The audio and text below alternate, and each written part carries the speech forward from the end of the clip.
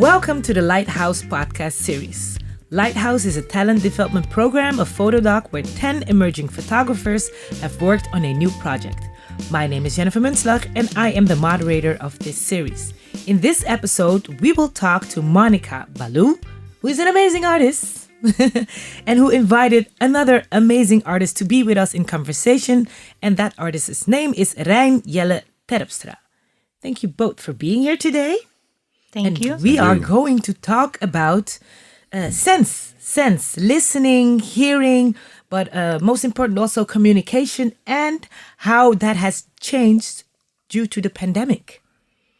Monika, I will start with you. Yes. How are you feeling today? I'm feeling wonderful. Thank you. And how are you? I'm great. I'm very excited because I think it's very cool that when I think of you as an artist, if I had a little glimpse, I think of yellow. I think of banana. Can you tell us a little bit about Monika as an artist, as a photographer? Who are you and why do you do that special banana thing that you do? Yes, so I think I need to start with the beginning.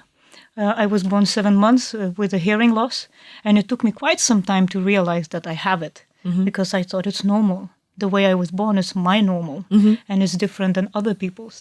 So I was going through life and then I realized that it's very difficult to understand foreign languages. And then I received my first hearing aids and it became like a revelation. I could hear everything so clearly. Everything became so sharp. The keys, the bicycles passing by, because before everything is, oh wow. Yeah, because before I couldn't really hear that. Or like when I touch my skin. That it also makes sound. Yeah, I was like, whoa, this is insane. I was bringing my cup of tea to the kitchen and there were some bubbles also. It made sound and I'm like, wow. So this was the starting point to work with this topic. It was in 2016 or 17. And then looking into a lot of, spending time researching and reading about audiology and learning about speech banana, a term used in audiology that visualizes phonemes like R, E, O, all those phonemes in human language. And this speech banana sits on an audiogram. An audiogram is a graph of decibels and hertz. And all those phonemes are in such a way placed that it forms a banana. And that's where the term comes. And when I learned about that, I was like, this is fantastic. I gotta use that. It's so visual because I am a visual artist, yet trying to visualize something hearable, listenable. And when I combine the speech banana with my hearing test results, I know what letters I cannot hear, what phonemes are missing in my everyday communication. So what can you normally not hear? Or could you not hear within the banana? S, T, K, like high frequency as well as whispering. Whispering is very hard for me, and that also I didn't understand when I was going to school. Yeah, it's quite difficult and to even grasp it for some people. And by using the speech banana yellow color, I try to make it understandable for people with normal hearing. You made it very visual. Yeah, that's a goal. That's great. And that because I think you have an amazing goal. Because I also interpreted it a little bit as making sound visible, or how we literally look at sound through you. I think that's a very, very cool thing. But also through you, we go to the amazing artist sitting across from us, Rein Jelle Terpstra, who you invited today. Hello. Hi. Can you tell us a little bit about you and your artistry? Again, well, first I want to tell a bit how I started to know Monika. Yeah, of course. I'm teaching at Minerva Academy of Fine Arts, and I started to know Monika as a very resourceful, upbeat, inventive artist, and I really appreciated working with Monika. And we lost contact last year, I think. You and your own project, and recently you just called me or you sent me an email with this invitation. So thank you very much for inviting me. Besides being an educator, I'm also an artist, visual artist, and my artistic practice is mainly based on absence, visual absence, absence of memory, the residue, what is left, and what role photography can play in holding the memory, or maybe deceiving the memory as well. which is, of course, a super interesting subject. And when I read Monika's invitation, I understand where she was seeking for. I think you're never sure, but my practice is I don't photograph a lot myself, but I do work with photograph of other people. For example, the last 6 years I worked on a project about the Robert F. Kennedy funeral train. He rode from New York City to Washington, D.C. And about 1 million people were standing along the tracks, bidding the last farewell to the deceased senator. And by the view of these people who were standing along the tracks, I worked on a reconstruction of this train journey, because a lot of people took photographs. And by their photographs and by their home movies, I was able to reconstruct that story. So this is one example of how I try to work with absence, with memory, collective memory, autobiographical memory, and yeah. Wow, that's a nice way. And then you meet through school. What was it after the few years of contact loss when this project came about? And we said, okay, we're going to have a podcast. That you said, oh yes, I know who I'm going to ask. It was because, I always think of the first impression and the first encounter with certain subject or topic. And then I remember very vividly my first year living in the Netherlands and going to Minerva Art School. And Rein Jelle was one of the first photography teachers that I had. And he introduced me to his book titled Retracing, which was about people that are about to lose their vision. And I found this book so touching, so amazing. That's something I've never seen before, because coming from a high school, I was just doing my thing, photographing landscape. And there it was something deeper, something beyond that I ever knew. And that really made a big impact. And I still remember that. Maybe Rein Jelle could tell more about the book. Well, thank you for this wonderful and touching introduction. Yeah, that's one way in which I try to get grip on the phenomenon of loss and absence. As Monika already told, I asked people who were about to get blind to ask them, which image would you like to keep, would you like to remember? On one hand, it's a bit a cruel question, but it's also a question that helped people somehow, or at least got intrigued by it. So people pointed out their favorite image, which was a seashore, a young woman making up her eyes in front of the mirror, someone's handwriting. And by collecting all these photographs, I was looking over their shoulder, as it were. I collected images, but as a kind of archive, knowing that when these people were getting blind, these images would not serve them. No. But they would serve me somehow, and maybe them as well. And I promised them, if the moment is there, when you lose your eyesight, I promise you, I will read out this photograph. Wow. Yeah, because you can read out photographs. You can tell 1 hour about one single photograph. Yes. And can you give us an example of reading out a photograph? So you're looking at it and then you say, this is what I see, or do you make a story?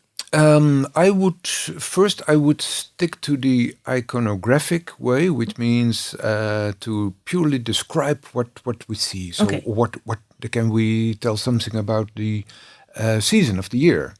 Which clothes? Who are on the picture? Yeah. Where is the street? What's more on the street? Is there something that the photographer missed, but that's still in the image? So bit by bit, you can determine a photograph. And my hope was, and it was kind of wishful thinking, of course, that I would be able to transmit my description, at least this memory, in the minds of the people who were losing their sight.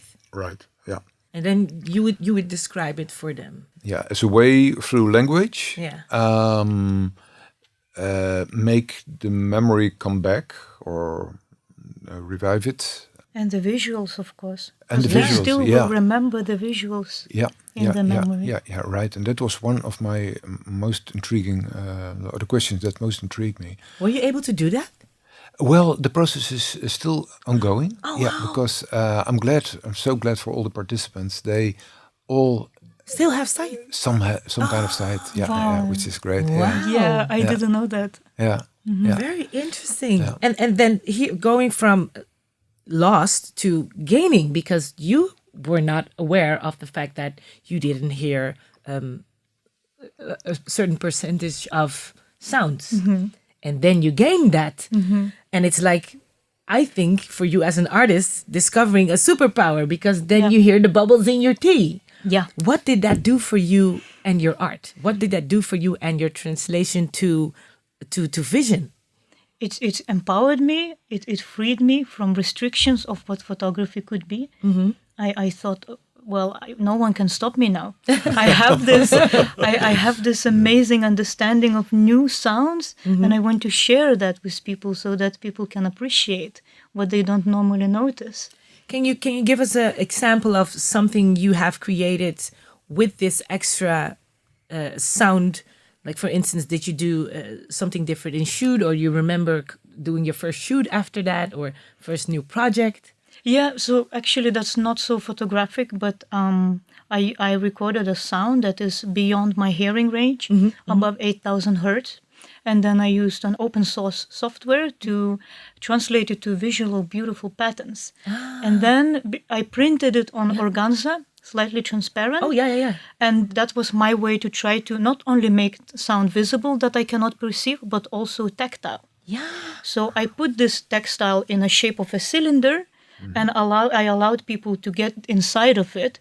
And that created this kind of, also known in photography, noise-like experience, where you need to really focus what's going on. And you have noise in photography, you also have noise in sound perception. What kind of noise is it, what you hear? I link it to the noise of when I am, for example, in a restaurant or in a bar, where you need to filter things out.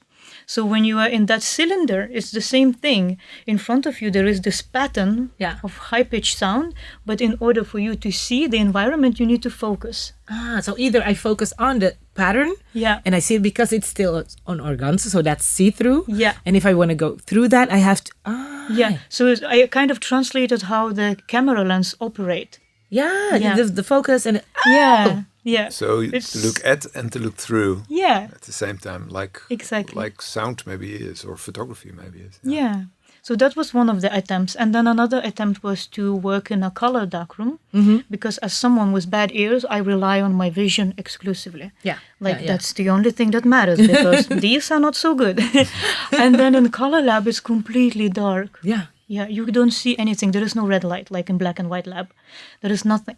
And there I really learned to trust my poor ears and trust my hands and listen to the machines and just follow my steps slowly by, of course, first I bumped into everywhere, but then you learn your way around in the dark. And that was revelation. I thought, okay, I can train my ears and myself to navigate. As people that got blind in the middle of their life. They also relearn how to live. Absolutely. And that was super interesting. And in that process, when I was working in the darkroom, I created these prints that were only of 2 or 3 second exposure, so they were very, very light. And that was my way to show how my left ear is operating. So by not exposing the image completely, I show how bad I hear. Wow. And did you also were aware of your other senses, your equilibrium, your body, temperature maybe, when you were in this completely dark room? I guess you can hear how you breathe that quite well. Not like an anechoic chamber where you can even hear your heartbeat. That didn't happen because the machines are quite loud. But and also the paper. I never realized I can hear paper so well. Wow. Yeah, the photo paper and That is great. And because I think the very interesting thing is indeed the sensibility you have, and then translating that to many more channels than only vision, because it also says a lot. I hear a lot of feeling within that. And I think it's a very interesting question you had, like, how can we expand our understanding of sound through vision? Rein Jelle, if I say, how can we expand that understanding that we have of sound, because sometimes we think we know it all. We don't. There's many more to discover, but how can we expand that? Through vision. Wow. Yeah, that's that's for the Small question. That question. was a hard one. Yeah. Well, yeah. I really had to stretch my mind. Yeah. Well, maybe it depends on the kind of sound. Some sounds are evocative; they evoke images, and other sounds are purely abstract. In the classical world, it's called the difference between programmatic music and absolute music. I think this difference. Some music is narrating a story or evoking images, and other is like the water, the flows, the river, and the other aims to be 100% abstract, and so that's a difference. But this question led me to a thought. I didn't invent it myself, but it came into my mind that when I see, I enter the world. But when I hear, the world enters in me. It internalizes. It's come inside me. And when I look, it's like a kind of control, a kind of overview. That's very So it's the different directions almost. Yeah. It brings me back to this quote by Murray Schaffer. In his book Soundscape, he wrote that first we perceive the world with ears. Before we wake up, we first hear. And then we open our eyes. Yeah, that's our first sense to be activated, and I find that so special. Yeah. And also the last sense to deactivate will be the hearing. Yes. We fall asleep while still listening something. Absolutely. Yeah. Like, because this also gives, indeed, right? This gives you more to be aware of. Yeah. Did you, within all of this gaining of here, do you now like have a favorite sound? Favorite sound? Yeah. Wow. Favorite color? Easy. Yellow. Yeah, right? But a favorite sound. Maybe there's a favorite sound. I'm not sure. I think I'm a little bit homesick, so I think of my father playing piano. Oh, wow. I think that's my favorite sound. Shout out to Dad playing the piano. So music, actually. Yes. Yeah, and classical music is really soothing. Because that was my beginning of getting to know sound. The classical music? Yeah, because I played violin. Ah. Yeah, it was before I discovered photography and art. And so does it come back now, music, within your art or within making? Do you use it as a maybe inspirational tool or translation tool? I use it as a tool to focus for research, for writing, for executing certain ideas. But I don't practice anymore. No. Maybe one day. Maybe you'll bring it back. Yeah. Okay. And we're in the midst of a pandemic where we have to wear masks, where we have to keep more distance. So this does something to our senses, the way we look, the way we feel, the way we smell. How has communication changed for you during this pandemic, for both of you actually, and so on, thus your work? Well, it was shocking. Yeah. It was insane, actually. I was so disturbed. I could not communicate at all in supermarkets. It was very stressful. But on the other hand, having Zoom conversations was much easier than sitting in a classroom.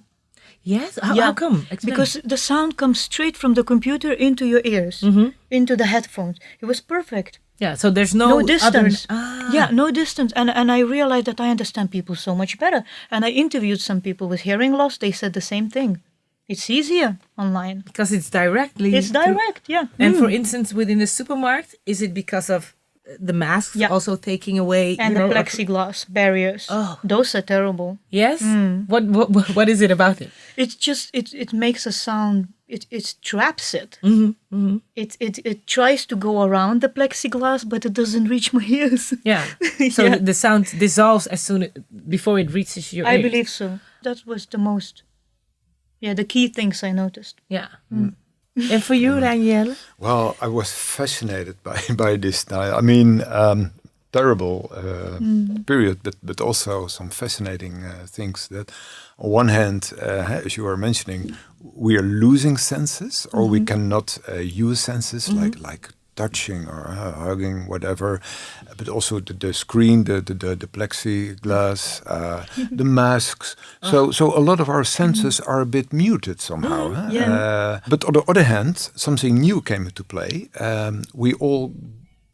that was a mediation of our personal life. We communicate through screens more than ever, through a microphone, which are all mediation. So we more than ever became aware of our image and our voice and our everything, how on the screen, even on our background. Yes. So on the other hand, it was a mediation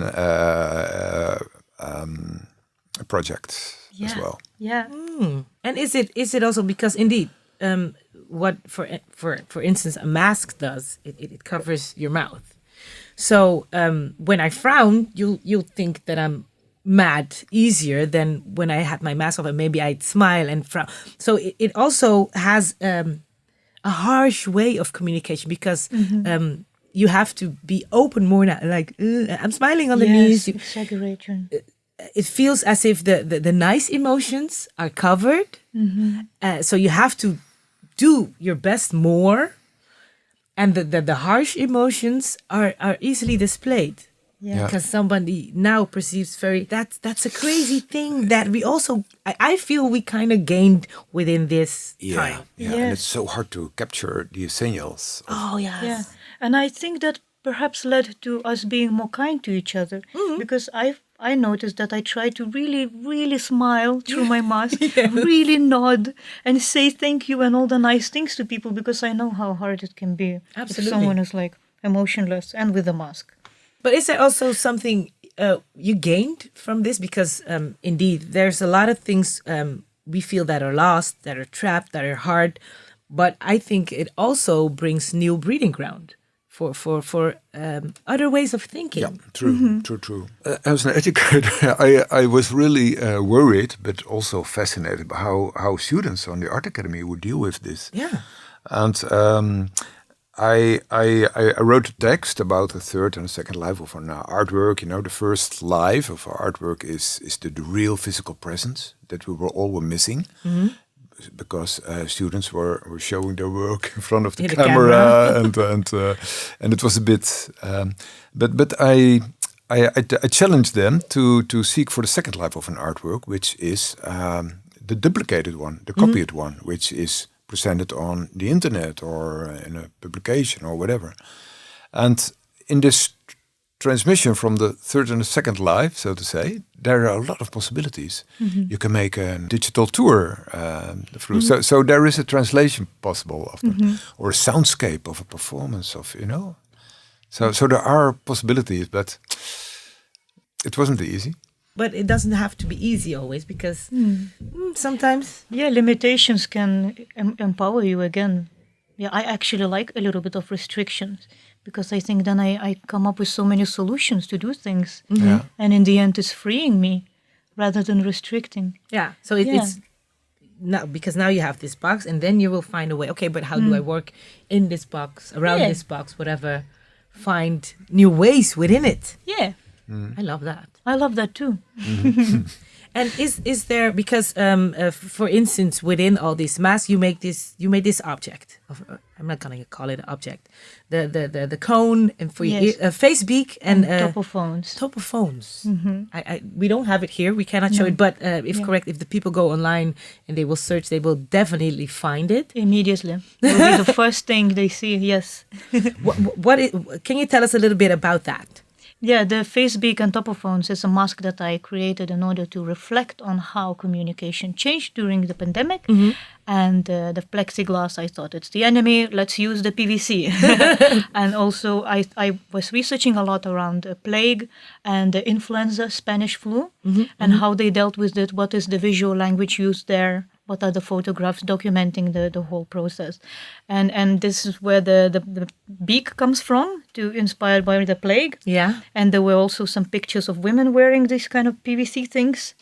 And the topophones come from interwar period when they were scouting the enemies with these kind of devices on their ears.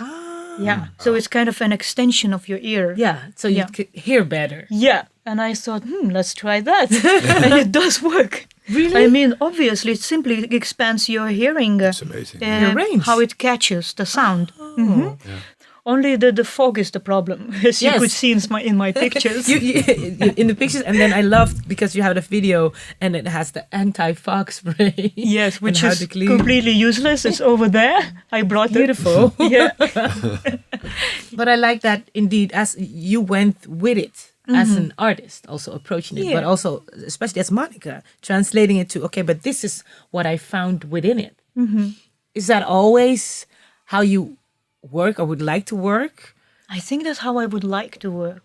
Yeah, it's I'm on a revolutionary path, as I said. Oh, tell us more. No, it's nothing special. It's just I'm feeling more and more free to do things whatever I like without restricting me to a certain medium. Even though I will always be in love with photography, but that does not prevent me from doing other things. Yeah. And then photograph might be the end result, but I spend most of the time building that mask. Yeah. And that's good for me. I like that. Yeah, so you take Yeah. it. Photography is always, maybe it's at the center, at the beginning, at the end, but Yeah. but you always take it beyond that. Yeah, I try to. Is that same for you, Rein Jelle? Yes, I fully understand Monika, and in a certain way, the photography can play that role. I mean, you can consider it as your medium, your only tool, but I consider it, and I think you the same. It's a gateway medium. You can use it in so many different ways, Absolutely. for documenting, for gaining thoughts, for registration, for the final result. Exactly. So it works in many ways. Yeah. And is there a certain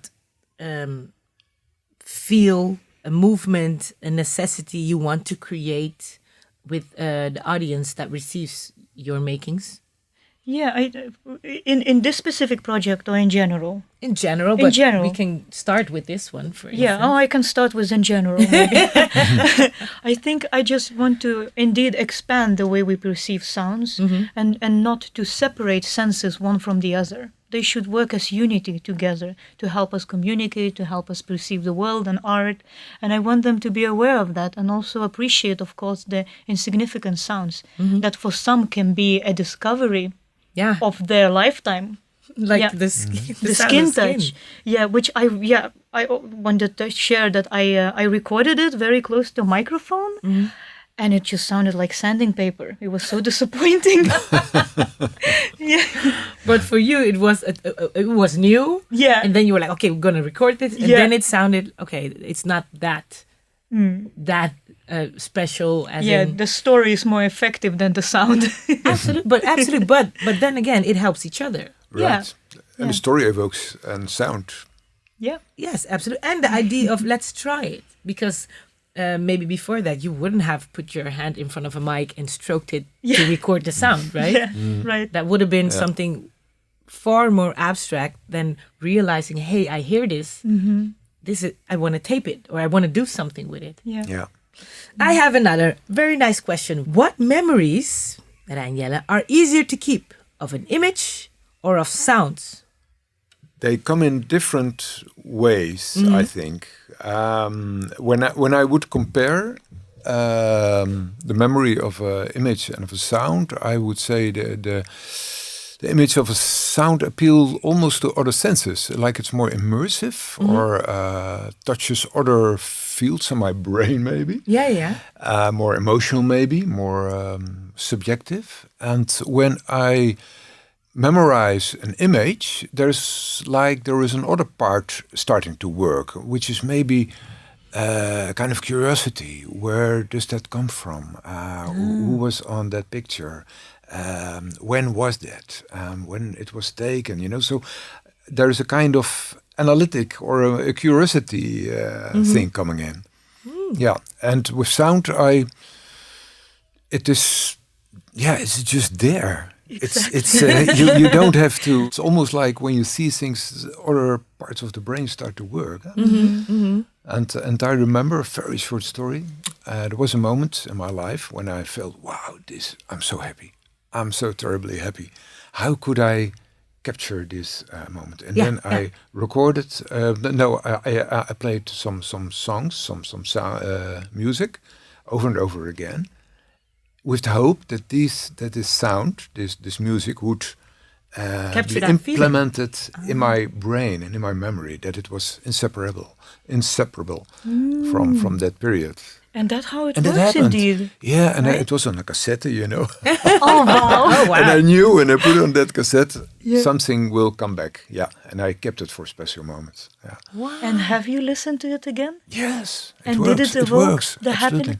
Yeah. Yeah, I think that's how music is then becomes so powerful. Yeah. Particular songs that bring you not only nostalgia but the euphoric happiness. Yeah. So Yeah, powerful. Yeah. But I think also because indeed most of the time I say music is when someone translates a feeling into sound. Because sometimes it's very hard to capture that feeling, and then sometimes you listen to a certain song and it just hits you. Yeah. You don't know why it hits you. You can listen to it 60 times and it still hits you because that's a feeling. Yeah. And I wonder, is that the same with, can you also do that with image, right? Sometimes you see something and then, you smell it right away, right? I see the bananas, I'm like, oh yeah, or I taste it. But your other senses also go on. So I think, can. yeah, so I think that's why what you said, Monika, is very important. It has a connection to each other.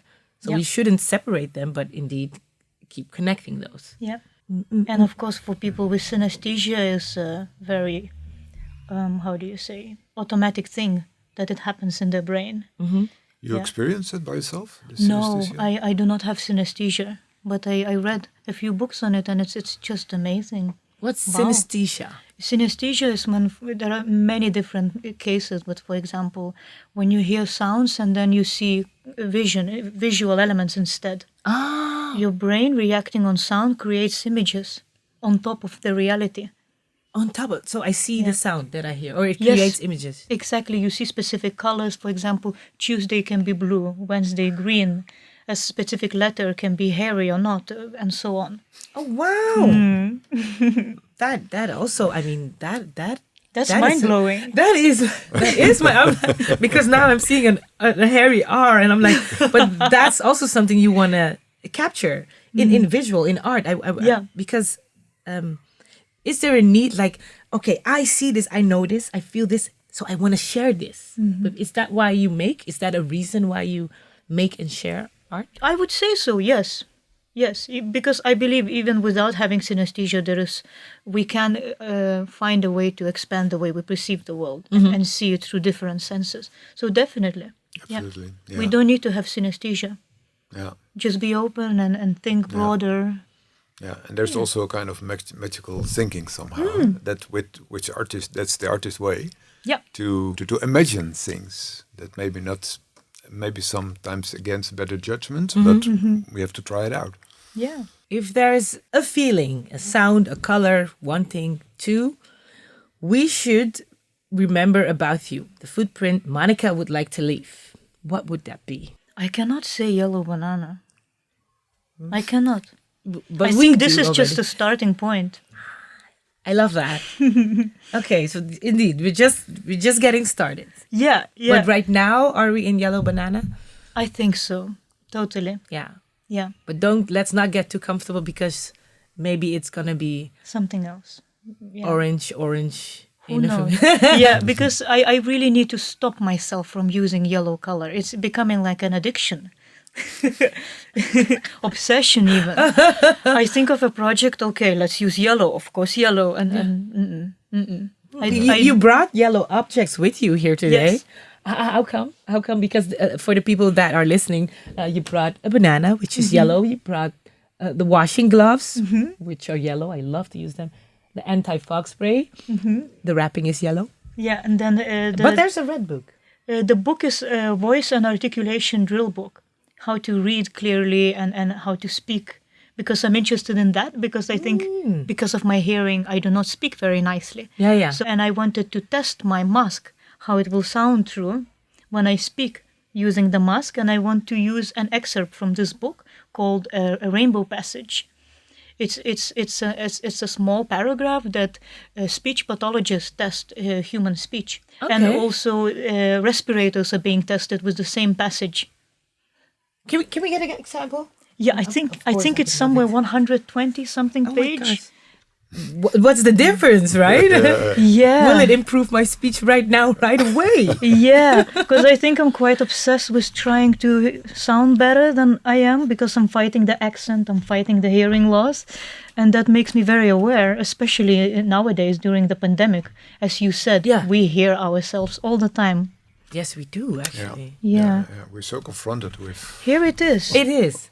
The Rainbow Passage. The Rainbow Passage. And what is it about it that... So I just read this. Yes, and it just has all the possible ways of having a sentence structure and the way the mouth moves. To test if you are doing everything right, something like that. In English. Okay, I'm going to read the first sentence. When the sunlight strikes raindrops in the air, they act like a prism of form and rainbow.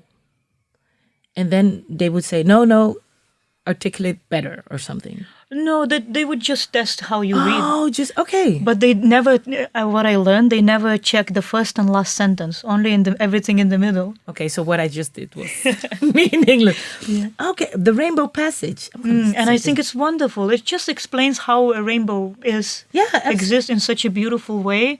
And it seems like an easy read, but then I caught myself like, there are some things that are a little bit complicated. Absolutely. If I look at it, I'm gonna. Thank you. Yeah, it's fun. Yeah. See, edutainment, education, and entertainment in one. Yes, Monika will provide. Thank you so much. Both of you still bring together, feel. In the end, I want to feel it. Mm-hmm. I see it, I hear it, and I feel it. Yes, it's a feeling. Mm-hmm. I think that's like we're 3 feeling people sitting here and vibing very hard. But that is a funny thing. Maybe we both, our departure point of the both of us is something missing. Mm-hmm. It's a defect. That's interesting.